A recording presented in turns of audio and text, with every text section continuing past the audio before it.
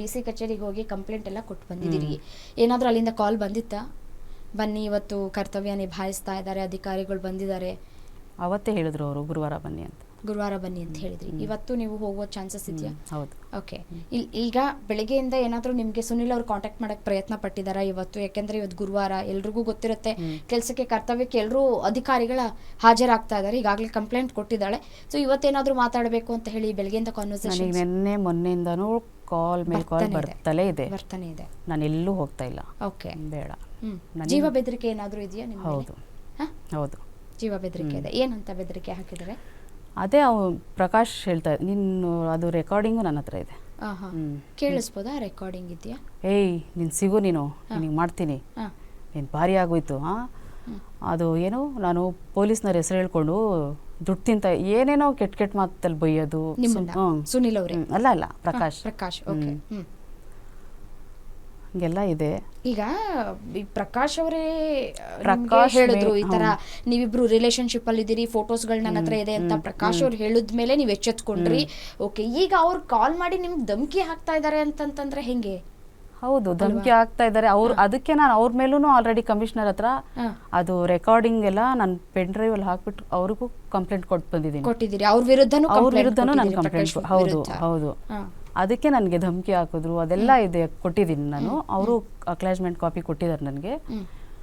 ಈ ಅಪ್ಪ ಏನು ಹೇಳ್ತಾನೆ, ಸ್ವಂತ ಅವ್ರ ಮಾಮನ್ಗೆ ನೀನು ಬ್ಲ್ಯಾಕ್ ಮೇಲ್ ಮಾಡು ಅಂತ ನನಗೆ ಹೇಳ್ತಾ ಇದ್ದಾನೆ ಪ್ರಕಾಶ್.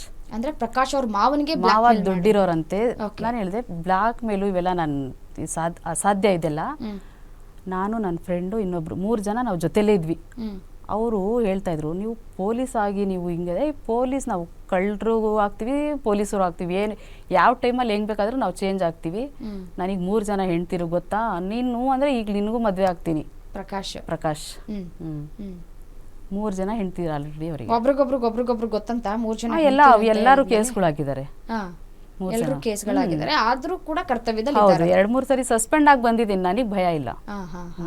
ಆ ಭಯ ಇಲ್ಲ ಅವರಿಗೆ. ಪ್ರಕಾಶ್ ಅವರಿಗೆ ಅವರೇ ಹೇಳ್ತಾರೆ ಬಿಂದಾಸ್ ಆಗಿ, ನನಗೆ ಭಯ ಇಲ್ಲ, ನಾನು ಆಲ್ರೆಡಿ 2-3 ಸರಿ ಸಸ್ಪೆಂಡ್. ಎಲ್ಲಿ ಹೋಗಿ ಏನು ಕಂಪ್ಲೇಂಟ್ ಮಾಡ್ತೀರಾ ಮಾಡ್ಕೊಳ್ಳಿ, ಯಾರು ಏನು ಮಾಡೋಕ್ಕಾಗಲ್ಲ. ಈಗ ಸುನಿಲ್ ಅವರ ವಿರುದ್ಧ ನೀವೊಬ್ಬರೇನಾ ಈ ರೀತಿಯಾಗಿ ನಿಮಗೆ ಸಮಸ್ಯೆ ಆಗಿದೆ, ನೀವು ಈ ತರ ಅನ್ಯಾಯಕ್ಕೆ ಒಳಗಾಗಿದ್ದೀರಿ ಅಂತ ಹೇಳಿ? ಇಲ್ಲ, ತುಂಬಾ ಜನ ಆಗಿದ್ದಾರೆ, ಬಟ್ ಹೆದರ್ಕೊಂಡು ಯಾರು ಆಚೆ ಬರ್ತಾ ಇಲ್ಲ ಮೇಡಮ್. ಓಕೆ, ತುಂಬಾ ಯಾರು ಕಂಪ್ಲೇಂಟ್ ಕೊಟ್ಟಿಲ್ಲ, ನೀವೊಬ್ರೆ?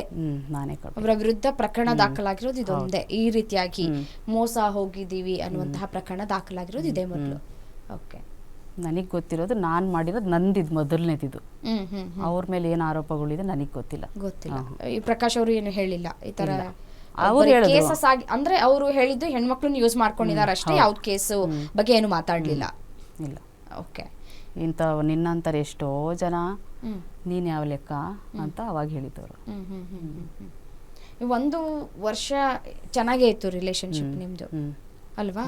ಸೊ ಅವಾಗ ಯಾವತ್ತಿಗೂ ಅವರು ಎಲ್ಲೂ ಏನು ನಾನು ನಿನ್ನ ಬಿಡ್ತೀನಿ ಯಾವ ವಿಚಾರನೂ ಅವರು ನಿಮ್ಮ ಜೊತೆ ಮಾತಾಡ್ಲಿಲ್ಲ.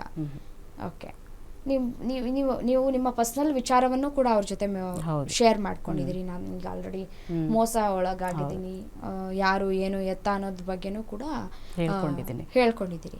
ಆ ಕಾರಣ ಏನಾದರೂ ಹೇಳ್ಬಿಟ್ಟು ಹೋಗುವಂತಹ ಕೆಲಸ? ನಾನು ಸ್ಟಾರ್ಟಿಂಗ್ ಹೇಳ್ಬಿಟ್ಟು ಅವ್ರಿಗೆ ಇದು ಮಾಡಿದ್ದು. ಓಕೆ, ಅವರು ಪ್ರಪೋಸ್ ಮಾಡಿದಾಗ ನಾನು ಹೇಳಿದೆ, ಈ ರೀತಿ ನಾನು ಮೋಸ ಹೋಗಿದ್ದೀನಿ, ಟೈಮ್ ಪಾಸ್ ಮಾಡಂಗಿದ್ರೆ ನೀವು ಹೇಳ್ಬಿಡಿ, ನಾನು ಅದೇ ರೀತಿ ಇರ್ತೀನಿ, ಸುಮ್ಮನೆ ನಾನು ಫ್ರೆಂಡ್ಲಿ ಆಗಿರ್ತೀನಿ, ಬಟ್ ನಾನು ಇದು ಸೆಕ್ಸಿಗೆ ನಾನು ಇದಾಗಲ್ಲ ಅಂದಿದ್ದಕ್ಕೆ ಪೆದ್ದಿ ಹಂಗೆಲ್ಲ ಇಲ್ಲ, ನಾನು ನಿನಗೆ ಲವ್ ಮಾಡ್ತಾ ಇರೋದು, ಟ್ರೂ ಲವ್ ಮಾಡ್ತಾ ಇರೋದು ಅಂತ ಹೇಳಿದ್ಕೆ ನಾನು ಅವಾಗ ಸ್ವಲ್ಪ ನಾನು ಎಮೋಷ್ನಲ್ ಆದೆ ಅಷ್ಟೆ.